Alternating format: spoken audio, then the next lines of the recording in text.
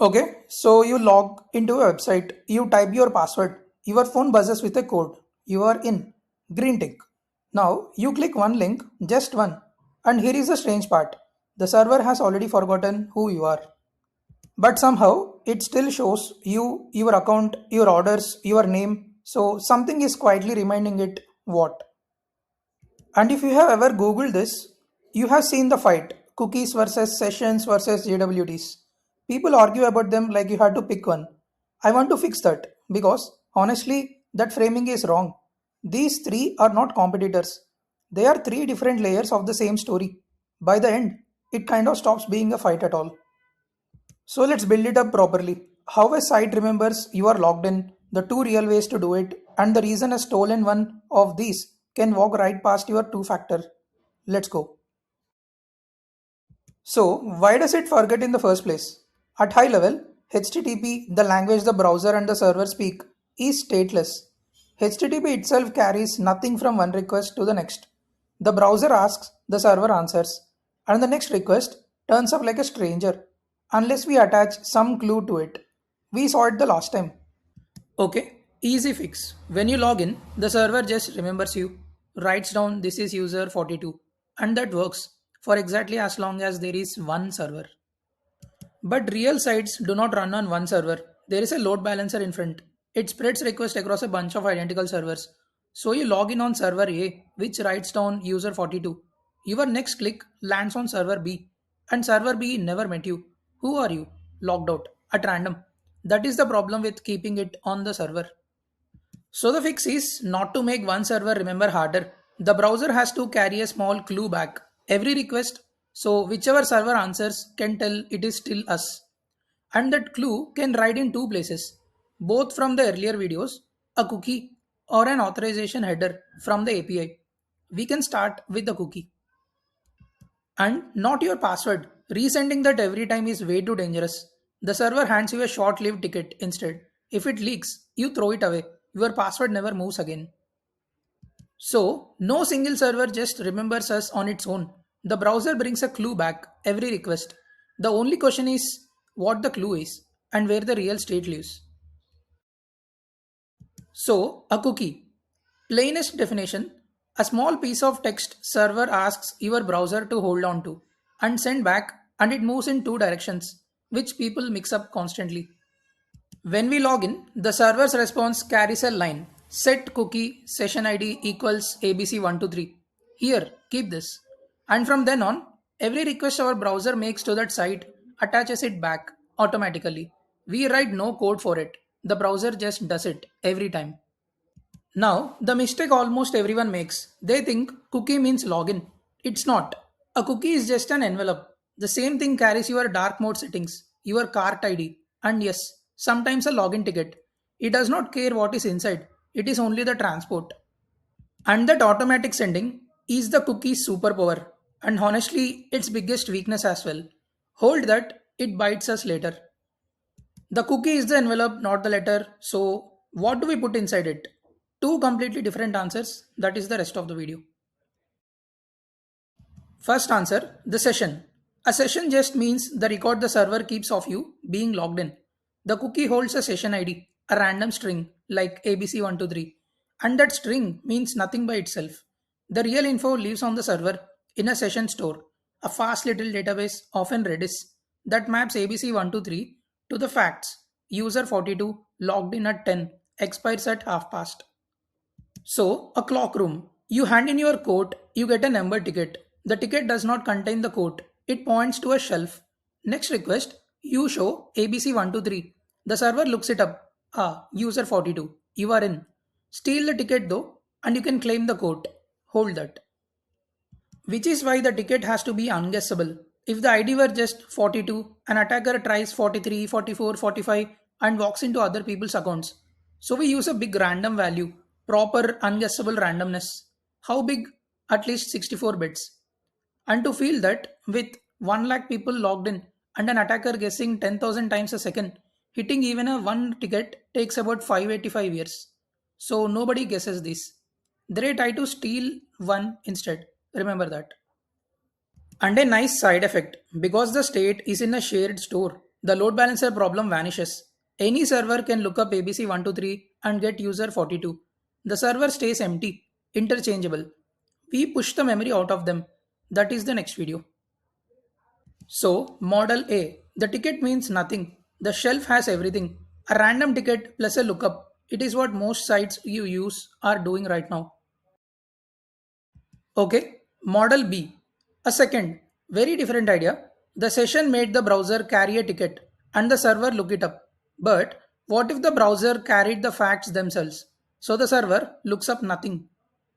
That is a JWT, a JSON Web Token, say it JWT. One string, three parts split by dots, header, payload, signature. The payload holds the actual facts. We call them claims. User 42, roll member, expires half past. The server reads them straight off, checks it, trusts it, no store, no lookup. So if a session is a clockroom ticket, a JWT is more like a passport. The document carries your details plus a signature proving an authority issued it. The guard checks the signature and the date. No phoning head office. It verifies you while keeping no state. But the single most common lie about JWTs, and I want to clear it up. People think a JWT is encrypted, secret. It is not. That scrambled looking payload is just base64 URL, a way of encoding text, not hiding it. Encoding is not encryption. Anyone holding the token can unscramble it and read every claim. Watch, it decodes straight back to plain JSON. So never put anything secret in a JWT. Then, what is the signature for? Tampering. It is computed from the contents with the server's secret key. So, if an attacker flips role member to role admin, the signature no longer matches and it is rejected. So, signed means nobody can change it, not that nobody can read it. And a valid signature is not the whole check. The server still confirms it has not expired, and that is what meant for this service. So, model B, the token carries signed facts, forged proof, but plain enough for anyone to read. Hold both models, here is where you actually choose. So, session or JWT, which is better? Here is where most explanations go wrong. They say JWTs are modern and sessions are old, or JWTs are more secure. Both wrong. It is not old versus new, it is where the state lives. Do you look it up or carry it signed? Each side pays for its choice. The session does a lookup every request and you run a store. The JWT skips the lookup, but the token is bigger and writes on every request. Fine, but the difference that really matters is logout. Taking someone's access away.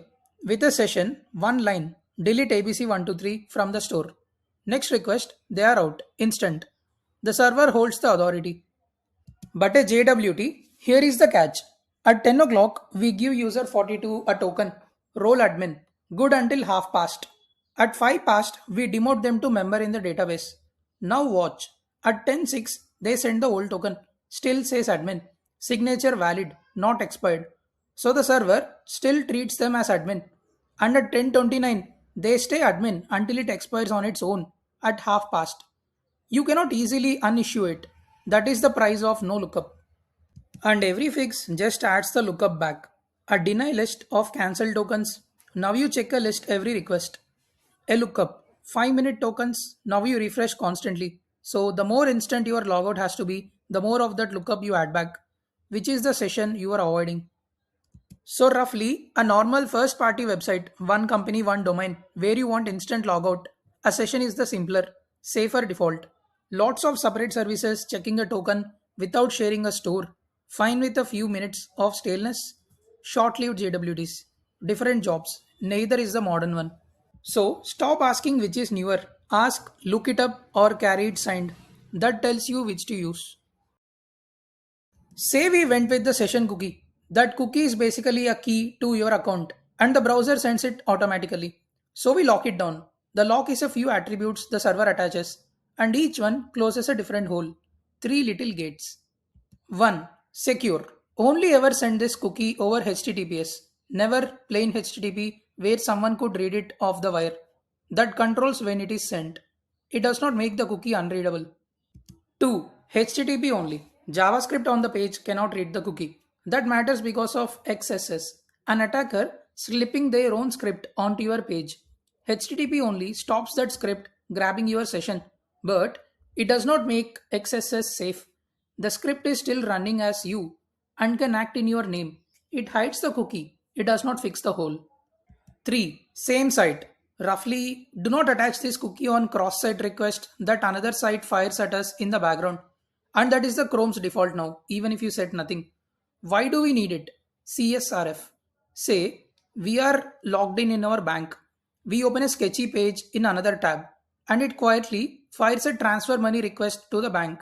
And the browser would helpfully attach our bank cookie. That hidden cross-site request is exactly what same site blocks. But same site only helps. So apps only add a CSRF token, a secret the server puts in our real page and demands back on anything that changes data. The evil page cannot read that secret, so it is rejected. So same site decides when the cookie is sent. The CSRF token checks the request carried a secret only our page was handed.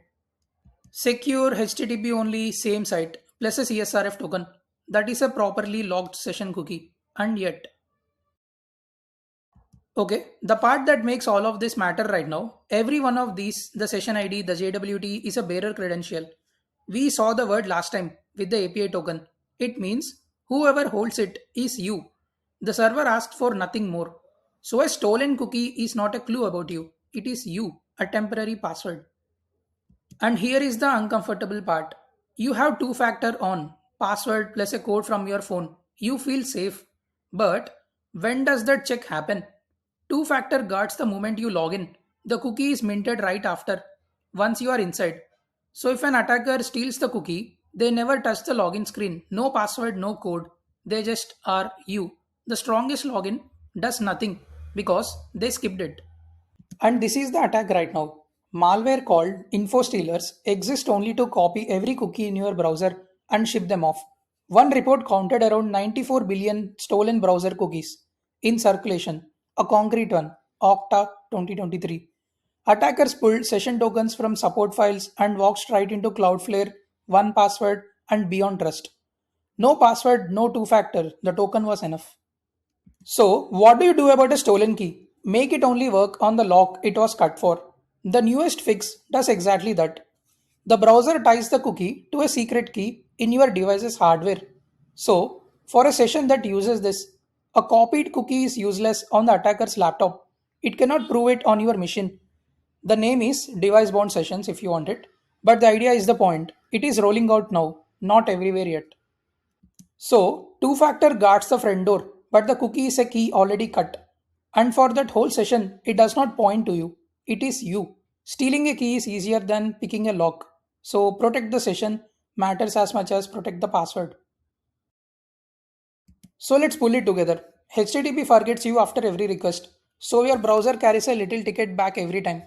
That ticket writes in a cookie, an envelope, and inside you put one of two things: a session ID the server looks up, or a JWT that carries the facts, signed.